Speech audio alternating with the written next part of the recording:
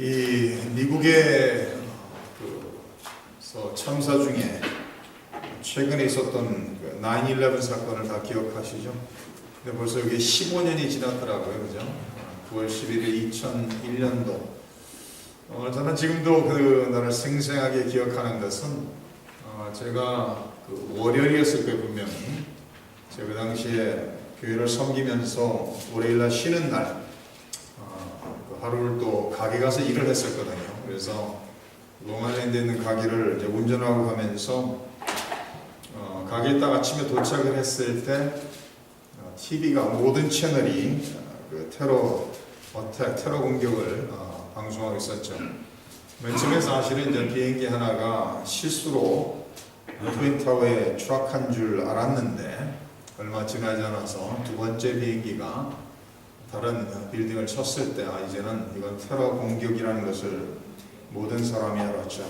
그래서 그날 3,000명 가까이 생명을 잃고 이 테러 공격을 통해서 가장 많은 사람이 죽은 사건 중에 하나로 그 역사 속에 기록되어 있습니다. 그 9월 11일 2001년도에 그 사건이 터진 후에 그 주에 많은 교회에서 목사님들이 하나님이 미국을 심판하시는 것이다, 이런 성격의 표현들이나 설교를 한 분들이 많았던 것을 기억합니다. 미국이 타락하고 죄악에 물들어가니까 하나님께서 이런 방법을 통해서 심판하셨다라는 표현을 썼는데 참 조심스러운 얘기죠. 특별히 어떤 사건에 대해서 얘기할 때 너무 가까이 있을 때 말하는 것은 대단히 위험성을 가지고 있는 것을 우리는 기억할 필요가 있습니다. 하나님의 심판이 있다라고서 분명하게 모든 사람이 알 수 있는 증거가 있었다면 그렇게 말할 수 있겠지만 그런 증거가 없는 상황 속에서 그런 일이 터졌다는 것을 바라보면서 하나님의 심판이라고 말한다는 것은 좀 위험성이 있는, 만약에 하나님의 심판이라면은 안 믿는 사람들만을 향해서 아니면 우상 숭배자를 향해서 행해질 때 그렇게 말할 수가 있을 것입니다. 이 역사 속에서 기록된 내용 중에서 가장 자연재해를 통해서 가장 많은 인명피해가 있었던 내용들을 보니까 526년도에 안디옥의 지진으로 인해서 25만 명에서 30만 명이 죽었다라고 기록을 합니다. 1920년도에 중국에서 하이윤 중국 도시에서 지진으로 인해서 27만 3천 명이 생명을 잃었습니다. 그리고 최근에 2004년도에 인디언 오션의 쓰나미를 통해 지진으로 인한 쓰나미로 인해서 28만 명이 생명을 잃었죠. 1737년도에 칼카라 인디아에서 회오리 바람으로 30만 명이 죽었습니다. 1839년도에 다시 인디아의 회오리 바람으로 또 30만 명이 생명을 잃었습니다. 1970년도에 볼라 파키스탄에 또다시 회오리 바람으로서 37만 5천 명이 죽었다라고 합니다. 1976년도에 중국에서 지진으로 인해서 한 45만 명이 생명을 잃었다라고 합니다. 1556년도에 샹시 중국 차이나에서 지진으로 인해서 83만 명이 죽었다고 합니다. 1887년도에 홍수로 인해서 중국에서 90만에서 200만 명이 죽었다라고 기록합니다. 그리고 역사 속에 기록된 내용 중에서 가장 인명피해가 많았던 자연재해도 1931년도 중국에 있었던 지진으로 인해서 100만 명에서 400만 명가량 죽었다는 기록이 있습니다. 이런 자연재해들을 바라보면서 이것이 하나님의 심판이다 아니다 말하기 어려울 것입니다. 알 수가 없죠. 자연재해를 통해서 하나님께서 심판하실 수도 있지만 확실한 증거가 있기 전에는 그렇게 말하는 것이 조심스러울 것입니다. 그러나 우리가 읽고 있는, 우리가 지금 보고 있는 출애굽기에 나와 있는 내용들은 하나님의 심판이라는 것을 부인할 수가 없죠.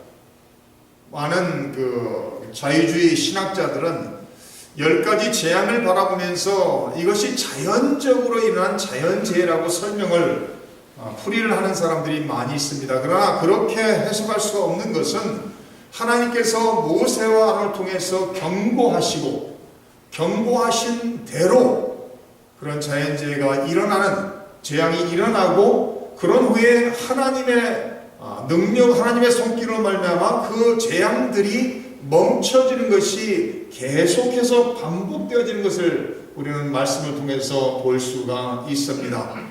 그러므로 우리 여기까지 재앙들은 하나님께서 애굽을 심판하시는 심판을 통해 보내신 재앙인 것을 우리가 부인할 수가 없습니다. 하나님의 능력의 손으로 말미암아 애굽에 있는 모든 우상들을 하나님께서 파하시는 그런 결과를 가져온 것을 볼 수가 있습니다. 여기 나타나고 있는 10가지 재앙, 하나님께서 애굽 사람들이 섬기는 우상들을 하나하나 하나님께서 파하시는 내용들을 기록하고 있습니다. 저희가 지난주에 봤던 7장에 나타난 나일강의 물을 피로 변하게 하시는, 그리고 그들이 마실 수 있는 모든 물들을 피로 변하게 하는 그 사건을 통해서 나일강 신이라고 믿는 그 신을 하나님께서 심판하시는 것을 볼 수가 있습니다.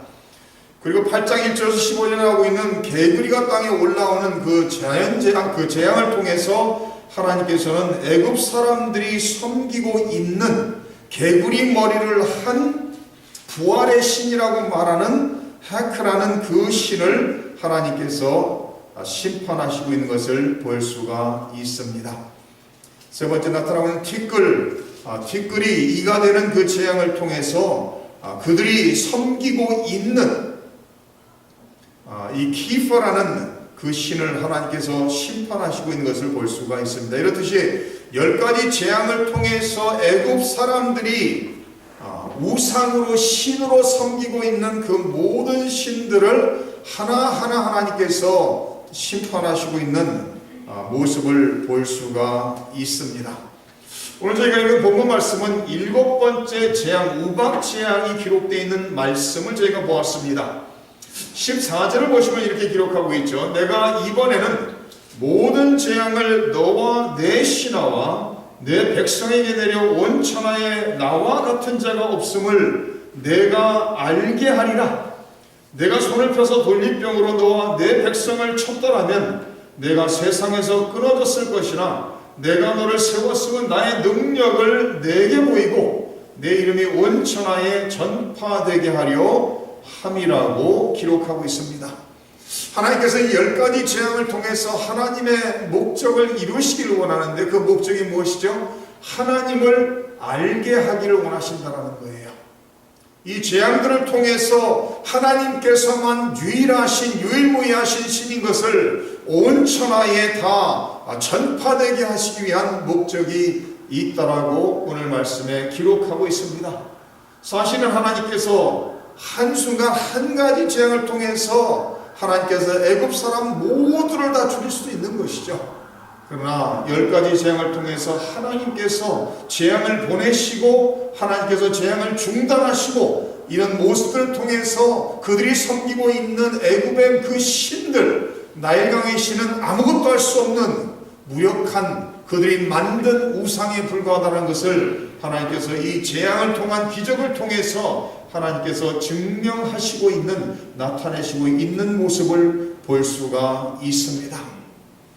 하나님께서만 유일무이하신 신이시고 하나님께서만 이 온 세상 속에 역사하실 수 있는, 능력을 베푸실 수 있는 창조주 하나님인 것을 모든 사람들이 알기를 원한다라고 기록하고 있습니다. 이 재앙을 통해서 하나님께서는 분명히 히브리 사람들이 하나님께서 살아 역사하시는, 그들이 믿는 그들의 조상 아브라함을 부르시고 택하시고 아브라함을 통해서 그들을 큰 민족으로 이루신 창조주 하나님 여호와인 것을 확실히 알게 하시기 위한 목적이 있는 것을 성경은 말하고 있습니다. 애굽에서 수많은 우상들을 섬기는 애굽인들이 하나님께서 히브리인의 하나님만이 진정한 신인 것을 이 재앙들을 통해서 알기를 원한다라고 기록합니다. 출애굽기 7장 4절과 5절을 보면 이렇게 기록합니다. 바로가 너희의 말을 듣지 아니할 터인즉 내가 내 손을 애굽에 뻗쳐 여러 큰 심판을 내리고 내 군대 내 백성 이스라엘 자손을 그 땅에서 인도하여 낼지라. 내가 내 손을 애굽 위에 펴서 이스라엘 자손을 그 땅에서 인도하여 낼 때에야 애굽 사람이 나를 여호와인 줄 알리라고 기록하고 있습니다. 또 나아가서는 애굽에 내린 10가지 재앙을 통해서 온 천하에 이 재앙에 대한 내용이 소문이 퍼지게 되고 전파되게 되어서 하나님께서 히브리인의 하나님만이 유일하신 신인 것을 온 천하에 알리시기를 원하신다라고 성경은 기록합니다. 하나님께서 10가지 재앙을 통해서 애굽에 있는 그들이 섬기는 영적인 우상들을 하나님께서 심판하시고 있는 모습을 이 말씀들을 통해서 기록하고 있습니다. 신명기 4장 말씀을 잠깐 보시기를 바랍니다.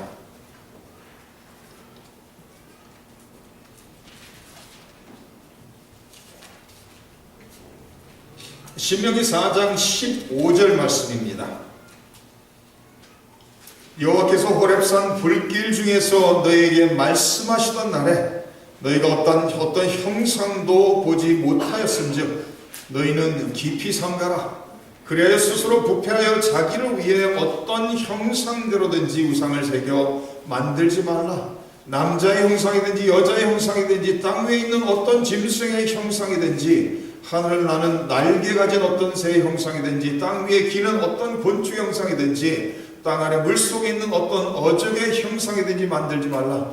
또 그리하여 내가 하늘을 향하여 눈을 들어 해와 달과 별들 하늘 위의 모든 천재 곧 너희의 하나님 여호와께서 친히 천하 만민을 위하여 배정하신 것을 보고 미혹하여 그곳에 경배하며 섬기지 말라라고 말씀하시고 있습니다. 23절로 내려가셔서 너희는 스스로 삼가 너희의 하나님 여호와께서 너희와 세우신 언약을 잊지 말고 내 하나님 여호와께서 금하신 어떤 형상의 우상도 조각하지 말라. 내 하나님 여호와는 소멸하는 분이시오 질투하시는 하나님이시니라 라고 기록하고 있습니다. 하나님은 하나님의 영광을 사람들이 만든 그 우상과 함께 나누어 갖지 않는다라고 말씀하고 있습니다. 오직 천하 만물을 창조하신 창조주 하나님만을 섬겨야 될 것이고 오직 창조주 하나님만을 섬기며 하나님의 영광만을 위해서 살아야 되는 것이 하나님의 백성들의 책임일 것입니다. 애굽에는 수많은 우상들이 있었습니다. 그러나 하나님의 택한 백성들은 어느 무엇도 형상을 만들어서 그것을 신이라고 우상을 만들어 절하지도 말고 섬기지도 말라라고 분명히 말씀하시면서 하나님은 질투하시는 하나님이시고 하나님은 소멸하시는 하나님이라고 말씀하고 있습니다. 그래서 신명기 6장에 이렇게 말씀을 기록합니다. 이스라엘아 들으라. 우리 하나님 여호와는 오직 유일한 여호와시니 너는 마음을 다하고 뜻을 다하고 힘을 다하여 내 하나님 여호와를 사랑하라라고 기록합니다.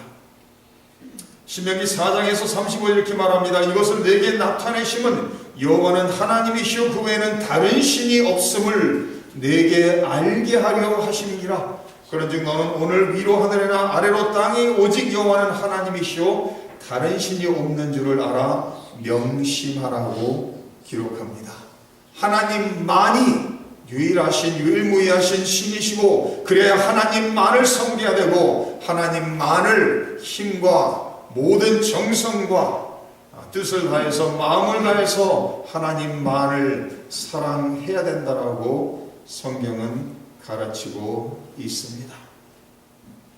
역사 속에서 사람들은 끊임없이 우상을 만들고 우상을 섬겼던 것을 우리는 알 수가 있습니다. 그런데 안타까운 것은 이스라엘 백성들이 출애굽을 한 후에 모세가 하나님께 십계명을 받으러 올라갔을 때 그들이 무엇을 하죠? 아론에게 자기들을 위한 우상을 만들어 달라고 아론이 그들의 금을 받아서 우상을 만든 게 금송아지였다라고 성경 기록하고 있죠. 그러면서 그 금송아지를 바라보면서 바로 그 금송아지가 너희들을 애굽에서 인도해낸 신이라고 말하고 있습니다.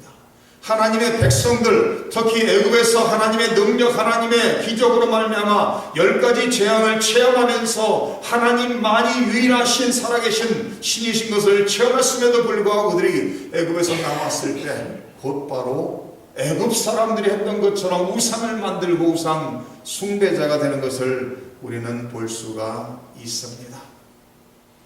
오늘 이 시대도 마찬가지죠. 오늘 이 시대 사람들이 섬기는 우상이 또 많이 있을 것입니다. 안 믿는 사람들이야 말할 것도 없고, 믿는 사람들의 삶 속에 어쩌면 오늘 이 시대 가장 대표적으로 나타나는 우상이 무엇일까요? 오늘 이 시대 어쩌면 가장 대표적인 우상은 돈일 것입니다. 그래서 우리가 잘 아는 마태복음 6장에서 하나님과 돈을 함께 섬길 수 없다라고 분명히 말하고 있습니다. 너희를 위하여 보물을 땅에 쌓아두지 말라. 거기는 좀과 동력이 해하며 도둑이 구멍을 뚫고 도둑질하느니라. 오직 너희를 위하여 보물을 하늘에 쌓아두라. 거기는 좀이라 동력이 해하지 못하며 도둑이 구멍을 뚫지도 못하고 도둑질도 못하느니라. 내 보물이 있는 그곳에는 내 마음도 있느니라. 눈은 몸에 등불이요 그러므로 내 눈이 성하면 온몸이 밝을 것이요 눈이 나쁘면 온몸이 어두울 것이 그러므로 내게 있는 빛이 어두우면 그 어둠이 얼마나 더하겠느냐. 한 사람이 두 주인을 섬기지 못할 것이니 혹 이를 미워하고 저를 사랑하거나 혹 이를 중히 여기고 저를 경히 여김이라. 너희가 하나님과 재물을 겸하여 섬기지 못한다라고 분명히 말하고 있습니다. 오늘 21세기에 살아가는 그리스도인들에게 어쩌면 가장 큰 유혹이 되는 것이 아마 물질일 것입니다. 더더욱이 오늘 이 시대에 수많은 교회에서 수많은 목사들을 통해서 하나님의 축복은, 하나님이 우리를 축복하시는 것은 물질이라고 말하는 이 시대를 살아가면서 수많은 그리스도인들이 돈을 사랑하고 돈을 위해서 하나님을 잘 섬기면 하나님께서 내가 원하는 대로 돈을 다 주신다라고 생각하면서 신앙생활한 사람이 얼마나 많은가를 바라보면서 참 안타까운 오늘 이 시대의 모습을 우리가 생각하지 않을 수가 없습니다. 디모데후서에서 말합니다. 사람이 자기를 사랑하며 돈을 사랑할 것이라고 분명히 말하고 있습니다. 우리는 이 세상에 일시적이 있다 사라지는 것을 사랑하는 것이 아니라 하나님만을, 유일하신 창조주 하나님만을 사랑하며 살아야 된다라고 성경은 분명히 말하고 있습니다. 하나님은 이 10가지 재앙을 통해서 애굽에 있는 모든 그들이 섬기는 우상들을 다 심판하시고 파괴하시며 더 나아가서는 애굽 사람들의 죄악된 모습을 하나님께서 심판하시고 있는 것을 우리는 알 수가 있습니다. 출애굽기 9장 34절에 이런 말씀을 기록하고 있습니다. 바로가 비와 우박과 우레소리가 그친 것을 보고 다시 범죄하여 마음을 완악하게 하니 그와 그의 신하가 꼭 같더라라고 기록합니다. 하나님의 이 기적을 통해 보내시는 이 재앙들을 접하면서도 바로는 회개하지 않고 끊임없이 마음을 강팍하게 완악하게 하면서 끊임없이 하나님을 향해 범죄했다라고 성경은 기록하고 있습니다. 하나님께서는 죄를 심판하시는 하나님이시고 우상 숭배자를 심판하시는 하나님이시고, 어쩌면 오늘 이 시대는 너무나도 많은 사람들이 생각하기를 하나님에 대해 생각하면서 오직 사랑만을 생각하는 것 같아요. 분명히 하나님은 사랑이십니다. 그러나 우리가 동시에 기억해야 되는 것은 하나님은 공의의 하나님이신 것도 우리는 기억할 필요가 있습니다. 이렇게 어린아이들을 양육을 해보면 알 수가 있죠. 오늘 이 시대는 절대 아이를 양육하면서 매를 들어서는 안 된다라고 말을 합니다. 그래서 매를 드는 것이 잘못됐다라고 생각하는 세상이죠. 근데 우리 성도님들이 아이를 양육하면서 아실 거예요. 매가 없으면 아이들이 말을 듣습니까? 안 듣습니까? 사실은 말을 잘 안 듣죠. 매가 있으니까 아이들이 말을 듣는 눈이 많이 있는 것을 볼 수가 있습니다. 만약에 하나님에 대해서 하나님은 무조건 오직 사랑만 하신다라고 끊임없이 외친다면 하나님을 향해 함부로 행하는 사람들이 될 것입니다. 제가 지금도 기억나는 것은 아이들이 어렸을 때 아이들을 예뻐하니까 아무것도 모를 때는 아이들이 어떻게 행동하죠? 저는 성장하면서 저희 부모님, 제 윗세대 부모님 세대는 이렇게 표현을 많이 안 하신 세대시죠. 그래서 사랑한다는 표현도 잘 안 하시고 이제 포옹하거나 뭐 이런 것도 거진 안 하시죠. 그래서 저는 아이를 낳으면은 아이들에게 사랑 표현을 하겠다라고 생각을 하고 아이들이 태어나서 끊임없이 이렇게 안아주고 이렇게 하면서 양육을 했어요. 그러니까 그 아이들 데리고 부모님 집에 가면은 아이들이 제 무릎에 어렸을 때 와서 앉고 막 항상 제 주위에 있으니까 아버님이 저한테 오셔갖고 귀 속에다 말씀하시는 것이 사랑은 속으로 하는 것이다 이런 말씀을 하세요. 뭐 속으로도 당연히 하죠. 그러나 어린아이들이 엄마 아빠가 사랑한다라는 것을 표현하지 않으면 알 수가 없죠. 그러나 아이들이 어렸을 때는 그 사랑 표현을 바라보면서 옳고 그른 것을 모를 때가 많죠. 그래서 제 아이들이 어렸을 때는 자기가 누워있는 상황에서 자기 발로 제 머리를 쓰다듬는 일을 하더라고요. 근데 뭐 뭘 모르니까 그러잖아요. 근데 자기는 발로 지금 아빠의 머리를 이렇게 쓰다듬으면서 이게 좋아한다는 표현이거든요. 근데 만약에 그런 표현을 받아들이고 계속 내버려두면 어떻게 되죠? 5살, 10살이 돼서도 언제든지 발로 자기 아빠를 머리를 쓰다듬게 되죠. 그래서 말을 알아들을 때 아이한테 얘기하죠. 아빠한테 발로 이렇게 머리 쓰다듬는 건 아니다. 그렇게 가르치면 또 아이들이 알아듣고 그 행동을 고치게 되죠. 잘못했을 때 예를 들으면은 이 잘못은 다시 하면은 안 되겠다라는 것을 깨닫습니다. 우리 하나님께서 애굽에 있는 모든 우상들을 심판하시면서 더 나아가서는 애굽 왕 바로의 죄악까지도 심판하시는 모습을 우리는 말씀을 통해서 알 수가 있습니다. 우리가 기억해야 되는 것은 죄에는 대가가 있는 것을 기억할 필요가 있죠. 우리 하나님은 살아계신 하나님이십니다. 만약에 죄악을 그대로 계속 내버려 두신다면 하나님의 공의가 나타날 수가 없을 것입니다. 하나님의 가장 위대한 공의가 어디서 나타났죠? 바로 독생자 아들 십자가의 사건을 통해서 나타난 것을 우리는 잘 알 수가 있습니다. 성경 분명히 죄의 삭은 사망이라고 분명히 로마서 6장에 기록하고 있습니다. 죄를 지은 자는 죄의 값을 치러야 된다라고 성경은 말하고 있습니다. 그래야 하나님께서 독생자 아들 예수 그리스도를 세상에 보내시고 십자가에 내어주심을 통해서 우리가 받아야 마땅한 그 사망, 그 죽음, 대가를 바로 독생자 아들 예수 그리스도께서 치르게 하시고 예수 그리스도의 십자가의 희생을 통해 우리 모두에게 구원의 영생의 선물을 주셨다라는 말씀입니다.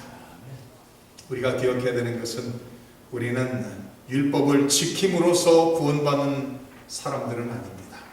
우리는 이미 하나님의 은혜로 말미암아 하나님의 사랑으로 말미암아 그리스도의 십자가의 희생을 통해 이미 구원받은 사람들입니다. 그러기에 우리는 하나님의 이미 자녀가 됐기에 자녀답게 살기 위해서 하나님의 모든 율법과 말씀을 순종하며 살아가는 것이 우리의 책임일 것입니다. 하나님 아버지 앞에서 우리는 하루하루를 살면서 하나님의 영광을 위해 믿음으로 하나님의 영광을 위해 거룩함 속에 우리가 인생을 살 때 우리를 통해 하나님께서 영광을 받으시고 우리를 통해 하나님의 거룩성이 온 세상에 나타나게 될 것입니다. 이 세상은 우리가 믿는 하나님을 우리를 통해서 바라볼 수 있기를 원합니다. 이 세상은 우리를 통해서 우리가 믿는 하나님을 만나고 체험하기를 원한다라는 말씀입니다. 우리 하나님은 사랑의 하나님입니다. 사랑으로 구원하셨습니다. 그러나 우리 하나님은 우상 숭배에 대해서 또한 심판하시고 죄에 대해서 심판하시는 하나님인 것을 기억하시면서 오늘 하루를 하나님을 사랑하며 하나님의 영광을 위해 믿음으로 거룩함 속에 승리하시는 저와 성도님들 되시기를 주님의 이름으로 축원합니다.